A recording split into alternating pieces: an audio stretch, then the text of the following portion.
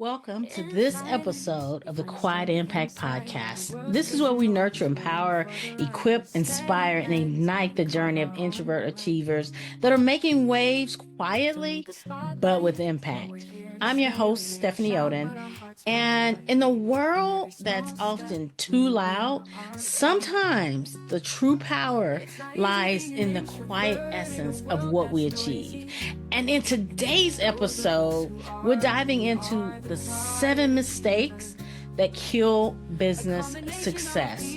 We will be looking at some pitfalls that can derail even the most promising business plans, and how you, as a quiet achiever, can recognize and then sidestep them. Shall we dive in? We shall. Welcome to the Quiet Impact Podcast, where we nurture the journey of introverts who desire to achieve greater levels of influence, income, and impact. The go-to podcast for introvert achievers just like you, seeking purpose-driven growth. I am your host, Stephanie Oden. Have you ever desired to have a mentor whisper success secrets into your ear?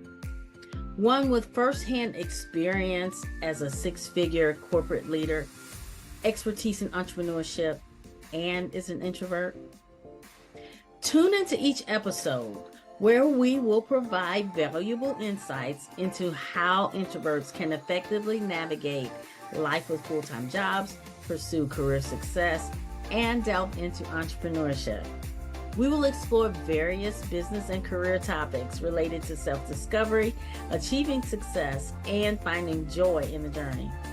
My guest and I share real-life experiences, strategies, tools, and resources that will encourage personal and professional growth, self-empowerment, and living an authentic, purposeful life. Let's get into today's episode.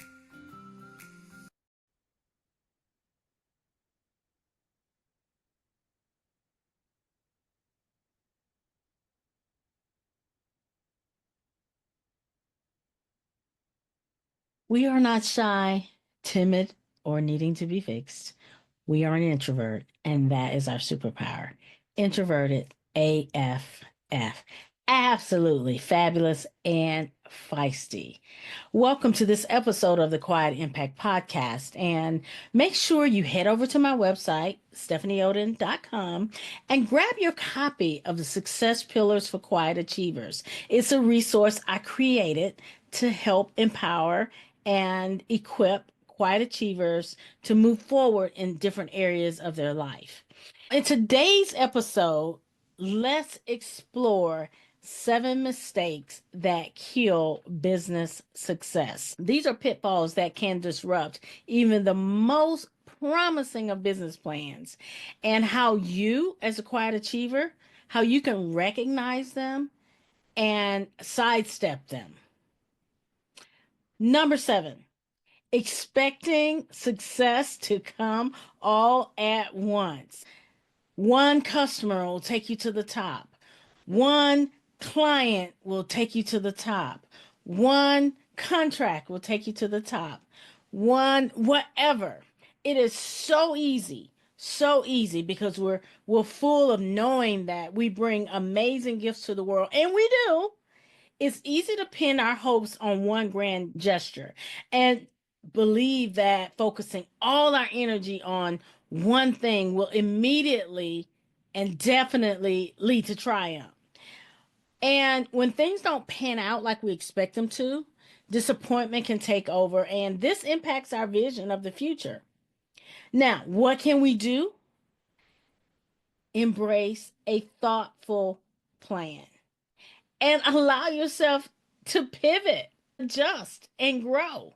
One of my mentors told me, you can go fast through the steps, but you can't skip steps. And I see that a lot in a lot of the marketing and things that are out there. It's like, hurry up, you can get there now.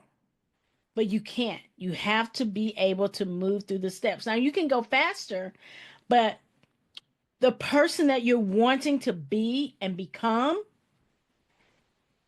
has to go through these things so that they can hold that space when they get there. Acknowledge that your success is built on a series of small, excellent achievements. The tortoise and the hare, like, he finished. He finished.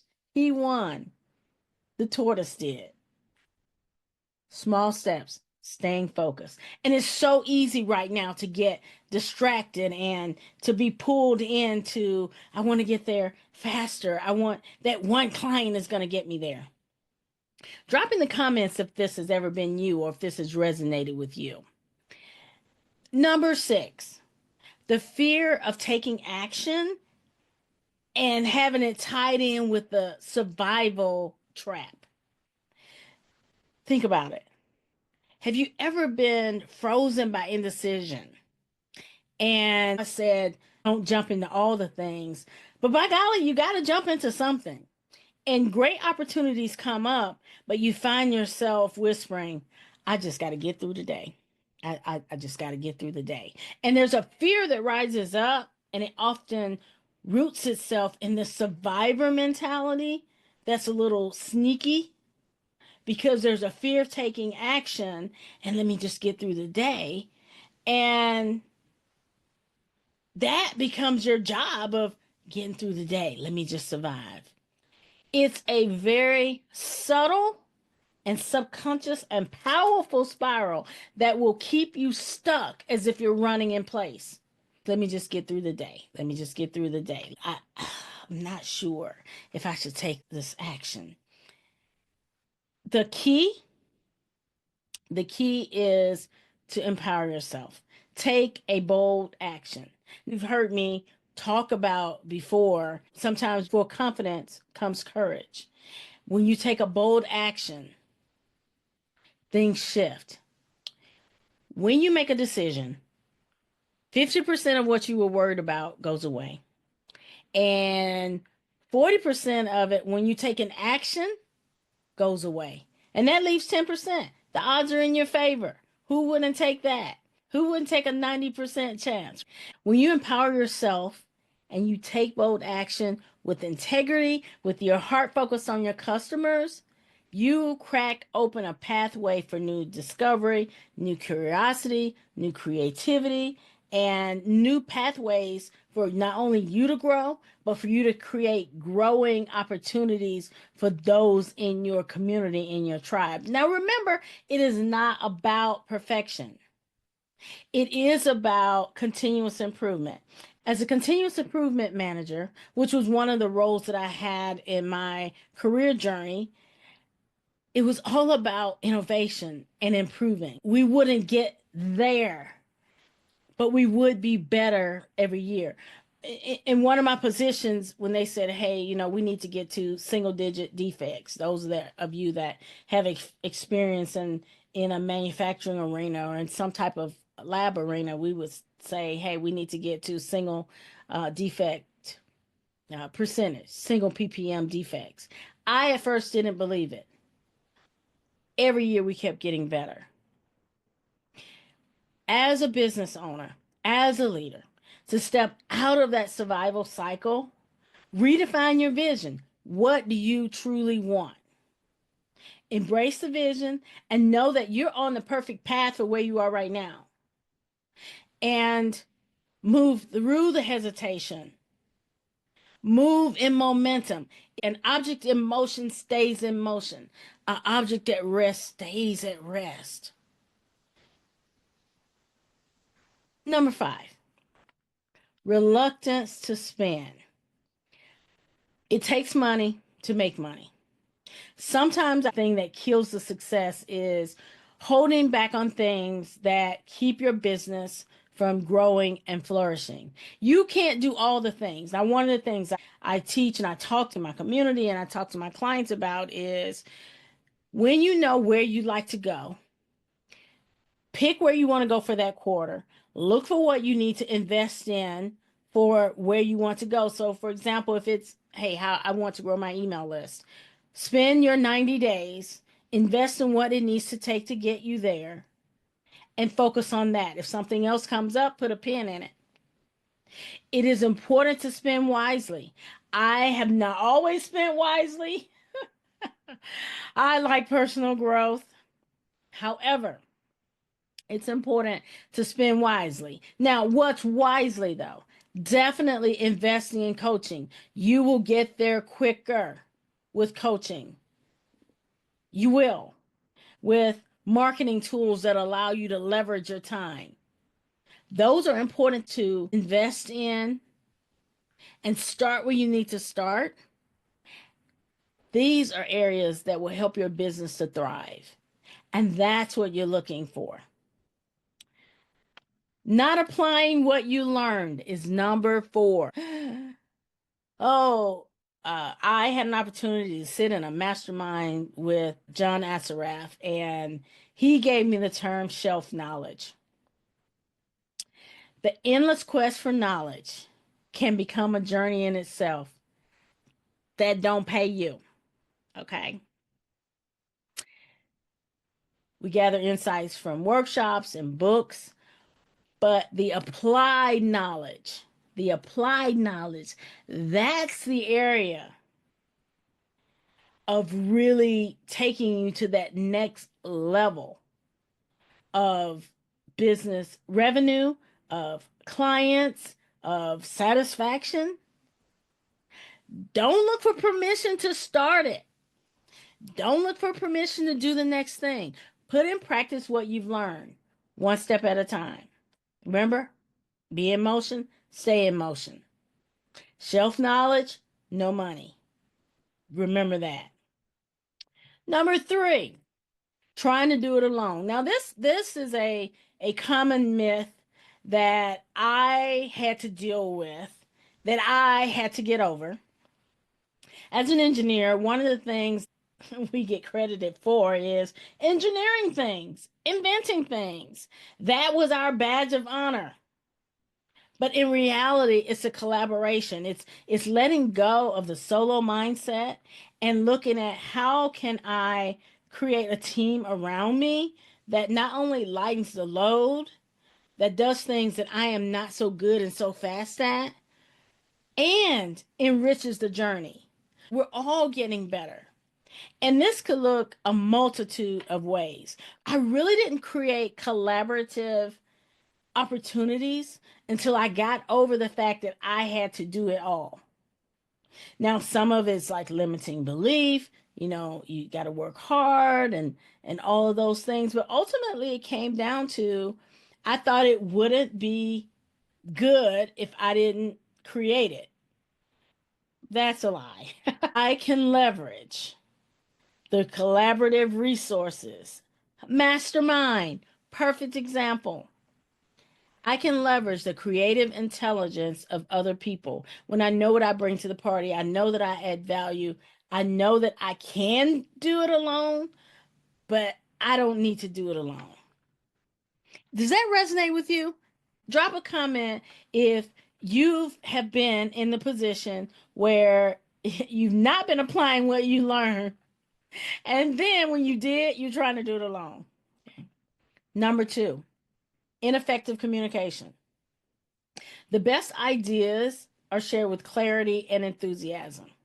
Now, this one can take some practice because when we're marketed to, they tell us the benefits. But somehow we get in business and we think, oh my gosh, I need to tell them all the features, like all the extra testing and scientific studies and blah, blah, blah, blah, blah, blah, blah, right? That's not it. Remember what gets you charged up. When your communication can capture the heart of the people that you're looking to attract, that really illuminates the vision. And even though they may not have a need for it, they get you. So part of what you want to do is develop your conversation, your communication, so that others feel your vibe. They get what you're offering. They get how it can benefit them. And they tap in.